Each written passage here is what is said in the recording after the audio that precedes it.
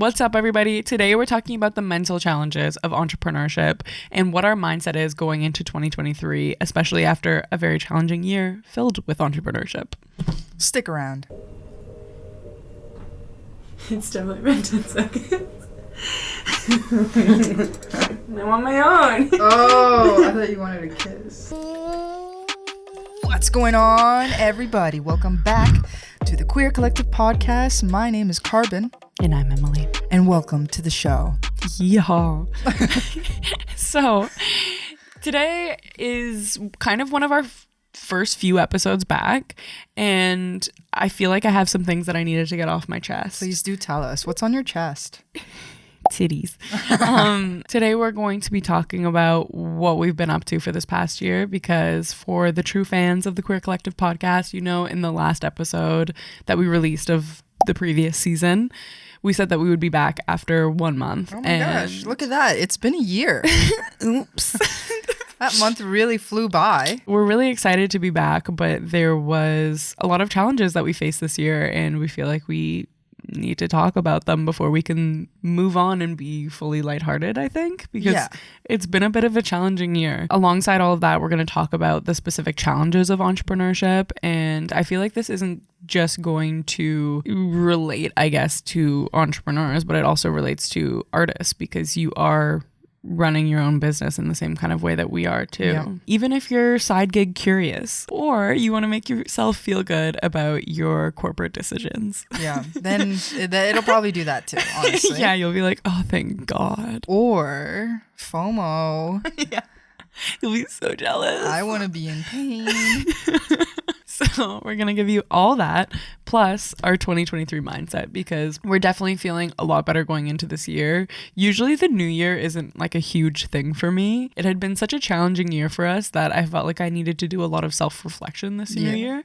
And I'm coming in hot into 2023, and I have some bold ideas. Bald? I have some balding ideas. Let's talk about what has happened this year. So take us through it. What had happened was, in literal on New Year's Day. Let me start all the way there. On New Year's Day. Oh, yeah. Because, okay, that's a good place to start. Here's the thing. Emily this is going to be a better episode than I thought. Okay. Emily is convinced that for one reason or another, I have some psychic abilities. Emily's correct. I don't. And she's not correct. More so like intuition, I would call it. So literally on New Year's Day of the last one, not this recent one, we had spent the day with our friends celebrating. And then on New Year's, like, you know, when the clock strikes midnight, fireworks started going off. So we decided, hey, let's go for a walk. It was a super, super foggy night. So the park was extremely eerie and extremely foggy. And what was interesting was that the fireworks, you couldn't really see them, but you could hear them. And it must have been because of the fog, but the fireworks sounded, I kid you not, like what you would think bombs sound like as they're hitting the ground. It sounded extremely warlike, like you see in the movies, extremely eerie. And something like that was just like sort of really setting the tone for me as we were walking through the park. And all of a sudden I was hit with this sort of like overwhelming feeling of, I felt like, you know what, I think this year we're going to struggle a bit. We're going to struggle financially, which is going to affect our mental health, which is going to affect our energy and essentially everything that we do. I was afraid to say it, but I did say it to Emily. And Emily was like, nah, it's going to be fine. We're thriving. It's all good. It's like at this moment, we were doing pretty good. We were doing well at the time. Yeah. And I just couldn't shake the feeling. I was like, no, I think that we're going to struggle. Or at least I'm going to struggle. Like, that's the feeling deep, deep in my bones. The thing was that I didn't want to manifest it. So I kind of like buried it a little bit and just kind of kept hoping that that feeling would go away. Several financial struggles came. The biggest one, of course, being going from full-time employment, getting a salary, to all of a sudden being sort of like unemployed. Thrusted is Sexy. Sexy we unemployment. were thrusted. We had to figure it out for ourselves. And that was a very, very scary thing for the both of us. We knew that would come, but we didn't know how soon. I was kind of like being an optimist, I guess. Like everything had been working out pretty well for us. Like we had these creative jobs where we were just getting paid a full-time salary. We had just gotten a raise at work, and that allowed us to move into a new studio space where we could film everything, because in our last update we mentioned that we had lost our free studio space. So that left us without a space to film for a while, but we found a new place to live/work. That was like thanks to our boss giving us a raise. So to me in that moment I was like, we're doing really well. Like we just got a raise. Like we're moving into a new place. We're moving out of this like share house that we've lived in forever. Like we had just gotten that. We had just gotten the raise, and I was like, I think we're gonna struggle financially. And she was like, you're kidding. It's like, that makes no sense. Like, yeah, and it didn't make any sense. It was just like a strong intuitive feeling. And you know what? Like months before becoming fun employed, I had once again this really strong, like overwhelming intuitive feeling that it was about to happen. I guess, you know, part of what I've learned there is to listen to my intuition more and not necessarily be afraid of something like that happening, but rather like using it to prepare. Yeah. So if you got psychic abilities in ya, don't ignore them. Thankfully, our boss has been also our mentor and didn't lay us off like in a mean way. It was like she wishes she could have kept us on. No, it was thrusted in a sexy way. She thrusted us into sexy unemployment, and obviously like has helped us tremendously as well. Yeah, but nonetheless, like it's been a challenge. Like, for sure, we're living because no matter how much help that you have, it's still up to you. Yeah, 100%. You can't expect it to be done for you. That's what employment is for. And we've kind of taken it as a gift, I guess. Like I never would have made this call to do Queer Collective full time right now, but here we are, and we're taking it as a gift and as a sign that this is what we're supposed to be doing. And we've pushed ourselves to be doing it and to be pitching to people and making Queer Collective happen. But I think part of that and part of this kind of like whole mental piece is that now that we're trying to do Queer Collective as our full-time job, I feel like it adds a lot of pressure to everything that we're doing. Absolutely. And that's part of the mental trip for me. Huge. And that was especially part of this piece around the podcast, because the podcast used to be something that we did just for fun. Yeah. And it was something where I didn't really care. Like for us, before this point, we were completely self-funding Queer Collective through our full-time jobs, our full-time salaries. Like we were just taking any excess income we had and paying artists through it and like making this programming happen. Occasionally we would get a sponsor, which was really helpful. Extremely. And that would make it so that we could do something really magical. But like 90% of the time it was very self-funded. Yep. And now that's something that we can't do anymore, because we need to find ways to make our own salary and fund our programming, you know? Which is extremely challenging. Yeah.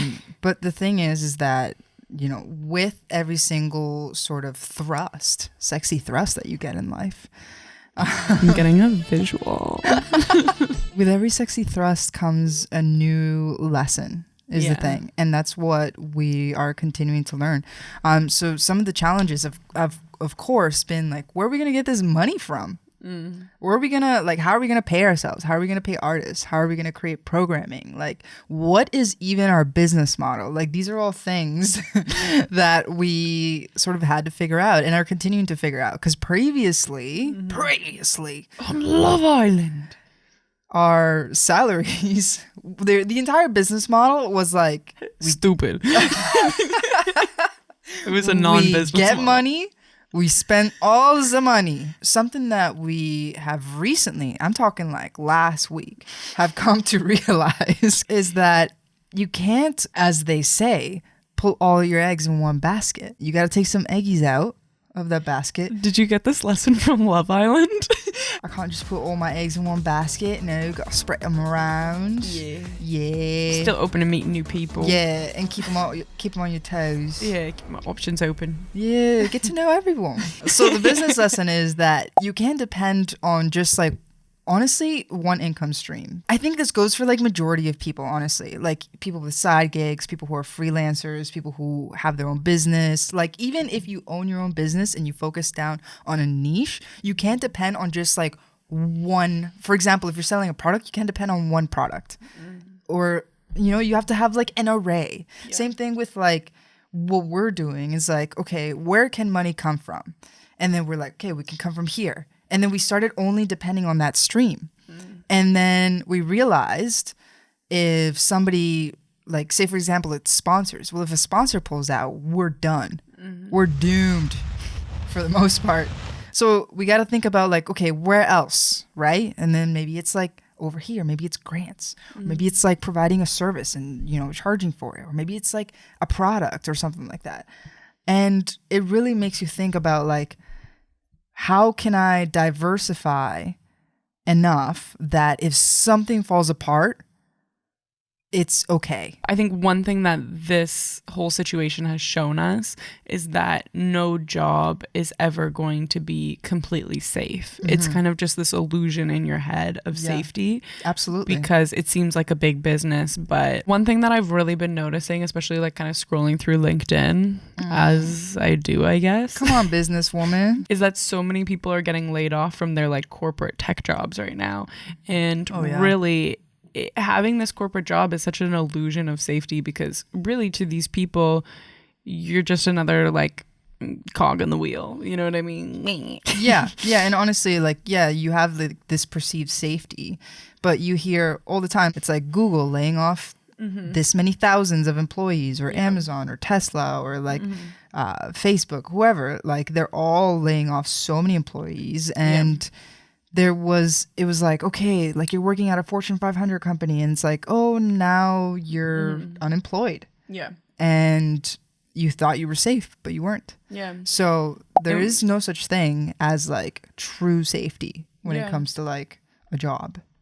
And for us, it's like we thought like our full-time job was kind of like somewhat of safety for us, but it was still like a risk at the end of the day. For sure. Everything's a risk. Like, everything's risky. Yeah. There's levels of riskiness for sure. Yeah. But nothing is like 100% safe. 100%. No, not 100%. 100% that it's not ever 100%. Okay. Now that we've talked about like what has actually happened this year, I kind of want to talk about the mental challenges of entrepreneurship. I'm sharing these because one, I feel like I need to get them off my chest because I don't have insurance and I can't afford therapy anymore. But also I'm like hoping maybe someone else resonates with this, because anytime I hear, even if it's like a panel discussion or something and somebody's talking about these feelings, it kind of makes me feel less alone in them. Totally. And it makes me feel like I can do it. I'm like, okay, that person is even more successful than I am and they're struggling with these thoughts frequently, you know? So it's like these feelings are normal when you're trying to do something that people haven't done before. The first thing is this kind of mental dance that I've been doing in my head where it's like either 10 to 50 times a day. It really depends on like how on the ledge I'm feeling. Oh my God. And usually it happens when I'm laying in bed trying to fall asleep, but I consider giving up. And it's like these thoughts in my head where I'm like, it would just be easier to just start applying for jobs and to have something that feels quote unquote safe and where I don't have to worry about all of this admin stuff. Like, where's my next paycheck going to come from? Like fundraising. Yeah. Every time I'm feeling exhausted from trying to fundraise and trying to pitch to sponsors, these thoughts start to come. Yeah. And this, I'm calling it like a mental dance because that thought pops into my head and it's kind of like this angel devil kind of situation where the devil's saying these things and then the angel's on the other side and it's like, no, you can do it. Hashtag girl boss. All the time I say to myself, like, if I just like freelance for this person or that company or whatever, then I would have more money. It's like, well, what kind of content do I want to be making? It's like, do I want to make their content or do I want to make my content? And that's the hard part. It's like believing in yourself enough to know if I make my own content, eventually it will pay off much bigger than if I make content for other people. You know, I've often thought about like joining like an agency where I'm like an editor or like part of the crew, like filming or whatever. Part of the freaking crew, man. I like calling the shots. I really do. I often think about the alternative, right? And I think that's honestly, that's what's keeping me like here. That's part of this mental dance though that I'm talking about is the alternative, like thinking about that, you know, and like you go back and forth and you're envisioning these two different lives. Totally. And that's what it is. What would happen if I gave it all up and went a completely different route? That alternative is what keeps me coming back to this. I'm saying like, no, I want to make it work. But it's hard, man. The hardest part is not having like a clear roadmap, to be honest. How is this gonna like pay off in 5 years? How is this gonna pay off in 10 years? Yeah. How is this gonna pay off literally like next month?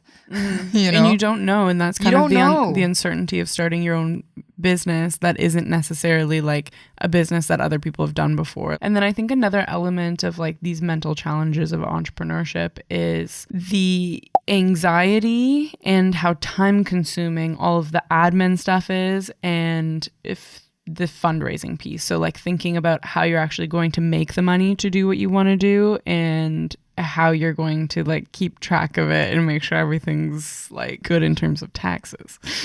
That stuff I found feels like a full-time job. Now I think we might be working more than we even were before when we were doing Queer Collective and had our full-time jobs. Yeah. Because now I feel like I can only do the creative like fun things over the weekend, really, because all week I feel like I'm focused on the admin stuff, on like the fundraising pieces, on all of those things. Totally. There's a bigger barrier to entry, which is financial. It's time, it's energy, it's ideas even. Like that's a barrier as well. Like if you don't come up with good ideas, you suck. Yeah. And a piece of that too is like burnout. And being so busy to the point where you never are bored leads you to have no good ideas. Totally. Yeah. That's another big thing. Like if you're never bored, then how are you going to come up with stuff? When are you going to be creative? There's no time. When are you going to think? But that's also why not everybody does it, right? Like everybody can have a job. Everybody can have a 9-to-5 job in some field, some area of work, like almost everybody. The thing is that not everybody can have a business or can be a freelancer because it takes a certain amount of organization. Je ne sais quoi. You just don't know. It takes a little bit of it. You have to have all sorts of skills that you might not have been previously trained for. And now you just got to figure it out and you got to learn. And you either got to like take courses or watch YouTube videos or read books. And that takes a whole lot of extra energy and effort. And the thing is that when you do entrepreneurship, it's you're the everything team for a long time until it becomes, you know, like financially feasible to have a bigger team. But like we've said many, many times before, I think the alternative, in my opinion, is worse. I've never been the kind of person that can listen to other people very well. No, you don't. You don't even listen to me. No, and I'm not good at taking direction. Nah, you don't even take it from me. I don't like it. And I don't like constantly doing the same thing over and over again. No, I hate that. I get very bored. It drives me literally nuts. Okay, but here's the thing. If you are choosing it, then you made your choice. You know, like obviously you can opt out and go back if it doesn't work out for you, but don't be constantly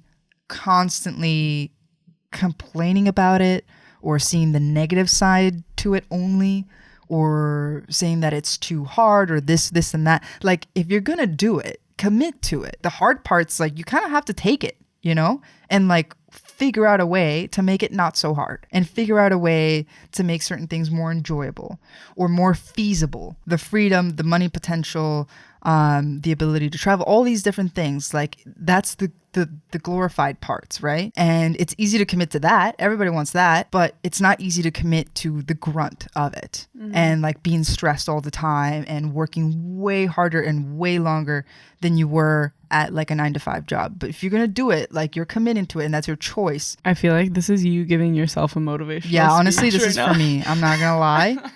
I'm saying this for me.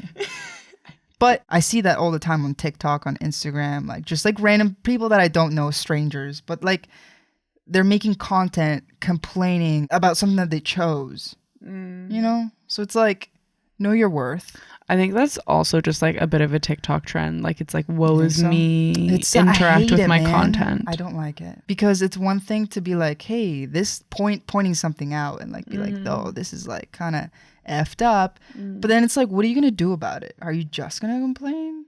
Yeah, so I think that's leading us into our 2023 mindset Segue. because 2022 I was just complaining. Okay? Yo, me too. That was me. That's why I'm like, hey, don't do that no more.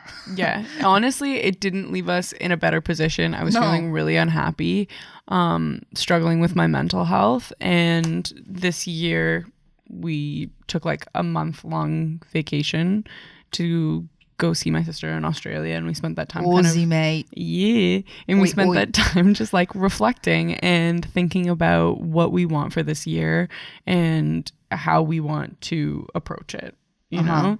And kind of what I've walked away with is 3 things.